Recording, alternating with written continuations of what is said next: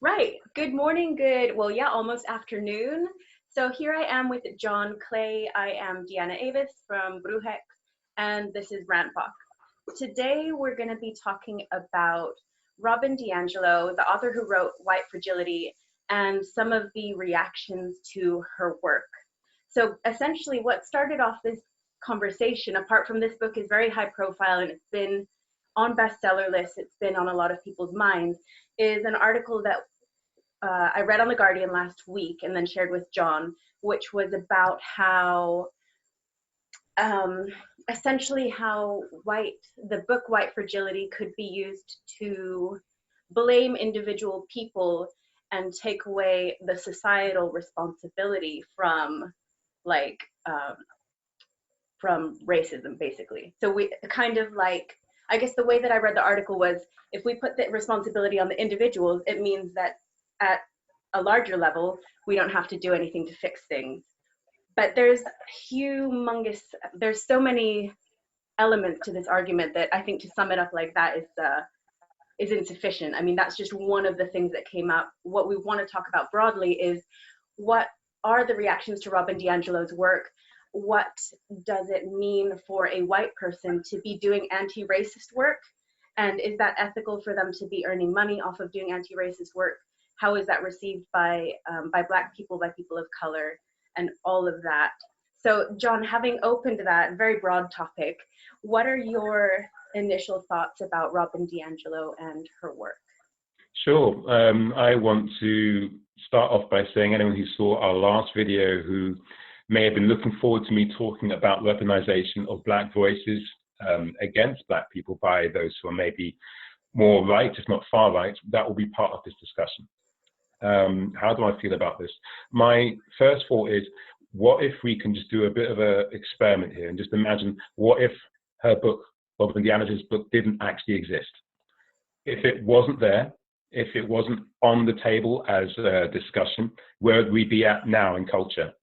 Any invention, idea, be it technologically based or literary based, starts off somewhere. This book came out in 2018. We are now in 2020. So many things have happened. And so therefore, there will be things in this book which I don't agree with. And those things will obviously have other authors that come along and stand on those shoulders and say, actually, this is a good start, but this is what we need to do now. Yes. And I'll get specific on that in a moment, because I don't want to take up too much time in my section of talking. There's a lot to get through in the time that we have in this episode of Rantbox. So yeah, I don't think that we should look at it in a very draconian way. I mean, you could look at various instigations of conversation about how white people will have bias, and I'll use that rather than saying racism, because ultimately I think that, again, is probably more profitable in terms of how we talk about this, though I am risking the idea of walking around fragility now, a word which I will use.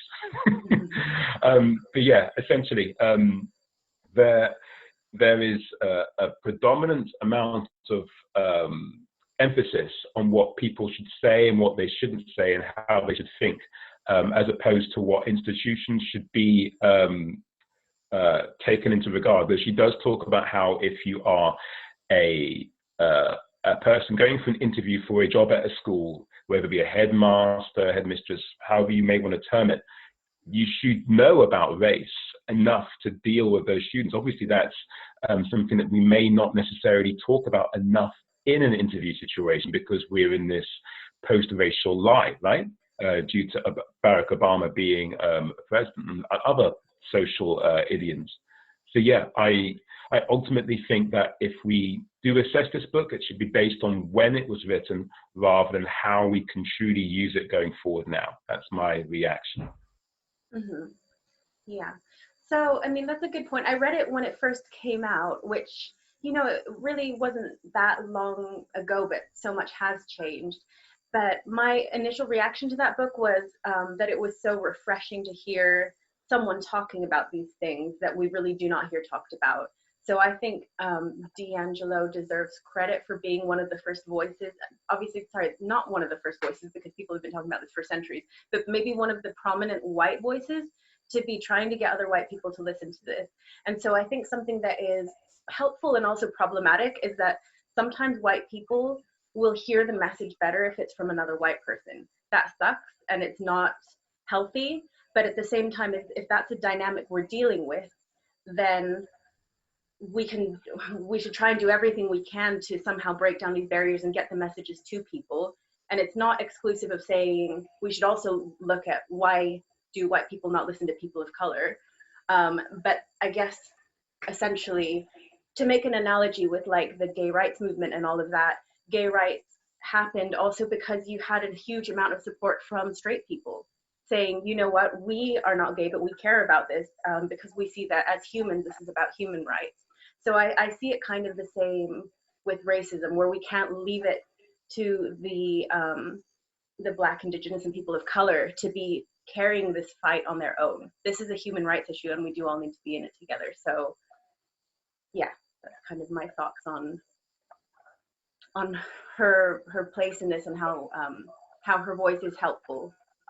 You know. Yeah, that also, if you permit me to move on to this kind of tangent subject of how she may have profited from what she's doing. I mean, how could she not profit from doing it? Let's discuss this. Rewinding to 2018, I am not aware of her economic situation or her economic values of her individualist self or her family. I have not got any information about her property whatsoever. Could she have donated the money to charity? Maybe she has. Maybe someone wants to tell us in the comments. But essentially, that would probably be the go-to place for me if I'm thinking about how what she's saying could in some way be more profitable for the community via a charity that she thinks could help her cause. For example, I've mentioned it before, the Black Curriculum is a UK charity. I'm sure there must be some kind of US equivalent. There has to be some kind of US equivalent. If there isn't, then it's in her best interest to ask that question.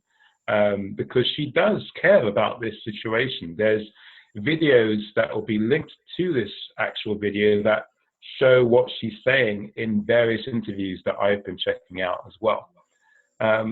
So yeah, I don't think that she wantonly wants to profit from it, but arguably when people say that she has, there's a lot to discuss there. I mean, what do you think, dear?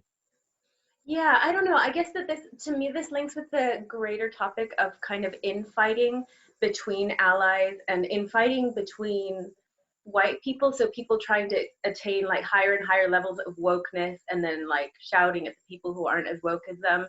And so I'm kind of seeing like Robin DiAngelo as a tremendous ally who's done a lot of good work.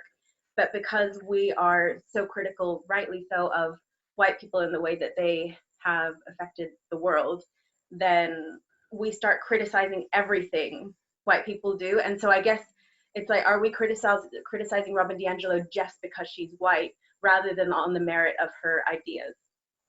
Good point. I think that you're right. There is quite a bit to talk about there, and I think there are more positives than negatives due to this book actually existing. As you rightly pointed out, she is not the first person to talk about this, but if people are going to talk about the phrase white fragility, people are going to think about this book. This book is going to be the first thing that comes up. And so therefore there is a responsibility as to how we write about it and how we comment on it. I mean, maybe we should move on to the section regarding the linguist, John McWhorter, I think that's how you say his name. He has been in interview for articles that want to discuss his review of the book. We'll just now bring them up on the screen because we're all techie that way now. Yes, we are. Hold on a second. I had it. I just need to move this little bar so I can. There we go. So we can find it. Ta-da! Okay. Here we are. I'll scroll to the top so that people see what the article is. Good idea. That one. Linguist John McWhorter says white fragility is condescending towards Black people. Okay. We ought to give some background on John McWhorter. He is normally seen as a Black conservative, though he doesn't actually agree with that terminology from the videos that I've seen of him. He believes that the left has become quite radicalized, and so therefore his position is seen as right, though that is not necessarily how he frames himself. So as we previously said in this video, he has written a, how would you actually term the review? It's not particularly favorable. He doesn't really appreciate what this book is saying. But one of the things that I picked up on, and he does this a numerous amount of times across media that he's involved in, especially in this conversation, is that he's overly, I think, concerned with the ability of white people to talk about race. And I don't think, even though he is coming from a good place, I don't think that's particularly useful, because it's not that white people don't have the platforms to discuss race as much as they do. I mean, look at this, look at the world we're in now in terms of who has the bigger platforms and who can speak. It's kind of unbalanced, you know? I mean, even this very interview situation, I would like to think that people like yourself, B and I, ought to have a bigger mouthpiece to talk about stuff we've been through, but we're normally having to go through the conduits of other people who are white in order to get those thoughts across. So I think that his concern about white people's ability to speak, it's a bit, well, it's a bit much. And as you can see in this interview, it's there, he talks about being, or them being muzzled. Yeah, that's a really, really good point. Because I guess a lot of the, again, similarly, I'll flick to the article by The Guardian, which was related to what sparked off this conversation in the first place. This article by Sonia Soda was also about how it can be alienating for white people to be blamed for racism and for their individual actions and blah, blah, blah. But I guess where I'm kind of at with it is, so what if it's alienating? Like, don't do those things. Yeah, I think, you know, the truth hurts. It does. I think, unfortunately, and we've spoken about this at length, right? At some point, people who feel that they haven't been able to talk about something, they make that kind of pain the main topic of discussion. Like, it becomes about their fragility, which is the point of Robin's book in many places. I think that the strongest criticism against it, which I can agree with, is that there doesn't seem to be a rounded idea as to what people do with this knowledge. There doesn't seem to be a constructive movement forward as to how they go beyond just treating people in their lives who are black, or those theoretically that could enter their lives with a certain amount of respect, right? So again, we're attacking I'm not saying people are weeds, but we're attacking the weeds rather than looking what's making them grow. So as much as people get bored of me saying this, it's about campaigning for education to be overhauled. I think that the book, Why I'm No Longer Talking to White People About Race, is a lot better in that regard in terms of how it deals with systemic institutional racism. But yeah, what do you reckon? Yeah, so true. I mean, they're two different approaches, aren't they? And I think that it's not one or the other. We need the individual and the societal change, because imagine if we just had societal change, but people kept perpetuating these things in their own interactions, then it would just still be really horrible. It just in different ways. So they're not mutually exclusive, but I guess with, you know, the risk with excessive focus on individual actions is that you can think, okay, job done, like I've learned the new rules of how to behave nicely or properly in an anti-racist way, and then to think that you're done, because as if it's kind of like a game. And so I think what is important is that people maintain a level of discomfort with this, because even once you've learned and educated yourself on some of the ways individually that you contribute to it, there's still, it's not fixed yet. So we can't rest and think that we don't have anything left to do. So I guess that you're right, that is kind of like a hole in Robin DiAngelo's book. It's kind of like, what do you do next? Because what it can do is then split people into like, okay, I'm someone who's read the book White Fragility. I know how to tell people off for when they're being fragile white people, and therefore I'm now one of the good ones. And we don't want to be splitting people often did the good ones and the bad ones, because then that just means the good ones become complacent. So like no one is good until we're all good, basically. We need to all fix this. Yeah, we do have to address, before we move on to the weaponization of Black voices against Black people, there has been a rather legitimate concern that what DiAngelo does is a form of she acts like a pastor, according to John McWhorter, in that she believes, or he believes, that she is talking to the left as though it is almost like a cult, where if you don't believe what that section of the left is saying, then therefore you are the enemy. How do you feel about this before I weigh in with my thoughts? Yeah, I don't know. I'm not sure. I'm not sure how I feel about that specific argument. So go ahead. Okay, yeah. I feel that I'm split on this because every now and again I'll joke about being radicalized, right? Because like you get this sense of not understanding that what you may have been doing before, what I was doing before, was either non-existent or not enough.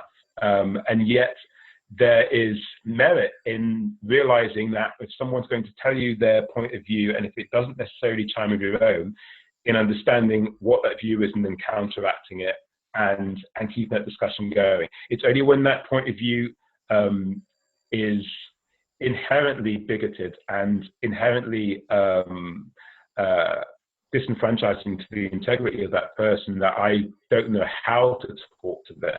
Do you know what I mean? So to bring it back to John McWhorter's analysis, he, as I said before, doesn't think of himself as being conservative or particularly right. He just believes that people who are on the left, since the advent of, like, say, the early 70s Black Power movement, as it was, you know, truly instigated in the 60s civil rights movement, has warped people's perception of their identity. In that, if we did suddenly get, say, a whole load of other reparations in the UK and in the US, people who are like Tanisha Coates, all those people that are really angry about this kind of stuff, they still won't be happy because that's part of their identity. So yeah, like I feel like it's important to share that element here in this forum, because I don't think we normally talk about these people in this way. So again, your thoughts. I'm literally just saying it as, because this is the stuff that's kept me up all night, apart from other crazy shit that's going on. But yeah. Yeah, likewise. I was literally dreaming about this conversation. So I think that what you're saying, I mean, the way I'm hearing it is it relates very much to the idea of meritocracy. And so I think that John Border, is that his name? I want to make sure I said it right. Like, I'm kind of getting this impression, and again, this is not research, this is just my opinion, that this is someone who has been able to strive and succeed and do very well for himself. And because then people feel very proud of how they've done and they don't want to feel victimized, they then think that other people can do that. So it's kind of how one person being successful doesn't mean that there's not systemic factors at play. That's just the anomaly. But it's kind of like he's used that to disprove that people can be oppressed. So I don't know. I think that just in general, we see this a lot with people who have been, quote, self-made successes. Like, oh, look at me, like I don't have a college degree, or I was homeless and now like I'm a multi-billionaire. You know, not saying that he said that, but just other people who've said that, and then just become basically massive conservatives who say, look, because I did it, everyone else can do it. So stop whining and get off your butt. Well, this is the thing, and you're such a good co-presenter, because now we can segue into what we initially were going to talk about. Yeah, so I've received a lot less now, but when George Floyd died, I received a lot of messages from white people who were saying that essentially what you're saying is wrong, listen to this other Black person speak. And they would draw out people like Candace Williams, they draw out John McWhorter, they draw out Larry Elder. And, you know, I think I'll add the Larry Elder video where he's totally destroying this co-host, because I think it's important that people see it. It's not enough to think that because you are nice to Black people and you care about their cause, if you don't do enough research on statistics, if you don't do enough research on the history of redlining in America, let alone civil rights issues in this country, you will be left open to people like Larry Elder, who, as much as they are well-meaning, I don't think they're deceitful. I think that they really do feel that Black people have to pull up their bootstraps and stop lagging behind, and that it's all their fault. And that's basically his message, right? I mean, you've seen this video, right? You saw the one that I tagged you in. Yeah, yeah, it's very uncomfortable to watch because he's very passionate, he's very articulate, and the presenter, bless him, is just not up to the task and doesn't have the counter arguments prepared. So basically, you know, he ends up dominating the conversation just because he is armed with all of the facts and all of that to present his angle of it, which I think is very, very skewed. Very much so. If anyone is interested in seeing the conversation that myself and Dee were in regarding my minute-by-minute analysis of what should have been said by the host, do let us know in a comment. I'm very happy to let you in on that, because I think it needs to be seen to be believed, because there are people in my network, less so now, that have been very keen to message me about these people, thinking that because it's a Black voice saying this, and therefore I must reiterate what that Black person is saying. I think because they're influenced by the amount of views, the context of this person, their background. You can take a fact, a piece of data, and you can use it to shower people with your own warped ideology, or maybe that's a bit much. You can use it to misguidingly say that this is what should be derived from that fact. So I find it very suspicious when people say, where's the data, where's the data, when I talk about certain other things, which honestly, if we don't talk about these things with enough honesty, then we will weaponize these voices in the worst possible way. Mm-hmm. Yeah, yeah, totally. And it's really gross to misuse a Black person against another Black person. So I mean, fair enough to have an argument and a discussion with different points, but don't say, okay, just because this person has got the same color skin as you, you've got to listen to him.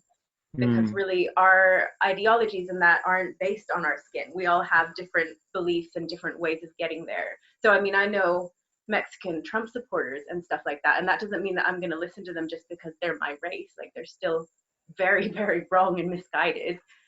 Yeah. I mean, God, you're so right. I mean, I think we've all talked about and shared that meme about all lives matter, so we don't have to go into that. But one of the things that I picked up on in this video is that it talked about Black on Black crime, and a really comedic way of actually like addressing this, because sometimes humor is good to actually sell a point, is that if you're a criminal in a neighborhood where the history of America has put you in that neighborhood, you're not suddenly going to think, right, I know I live in Compton, but I'm going to go to Manhattan and I'm going to like basically rob someone there and then come back.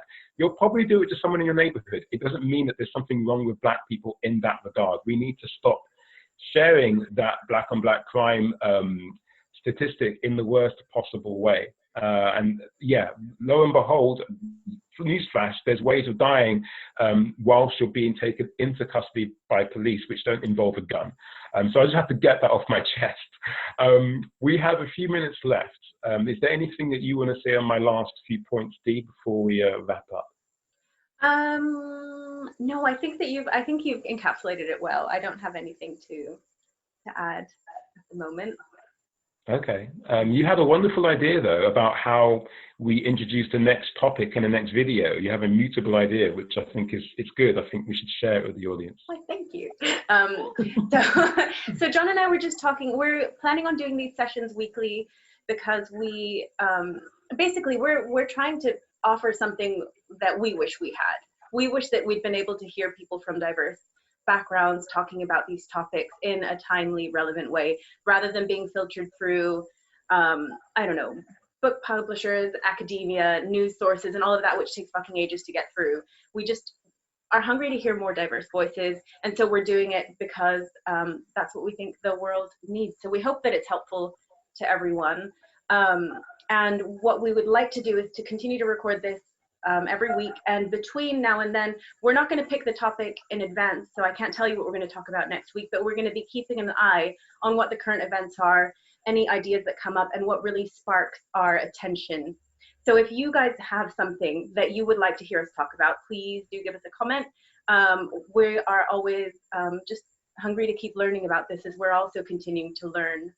And yeah, that's why we're doing it ultimately, is to learn and to contribute in some way positively. Awesome. Can I give a quick shout out?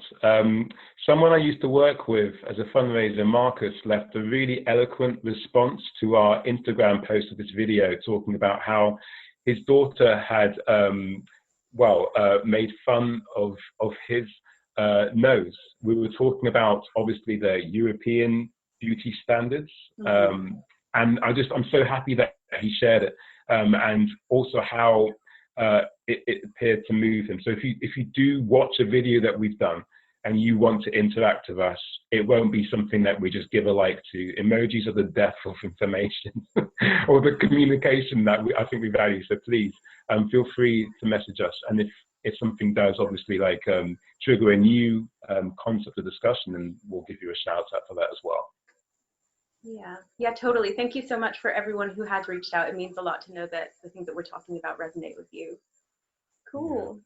So we'll call it a day for now, and we'll see you next week. Awesome. Bye-bye. Bye.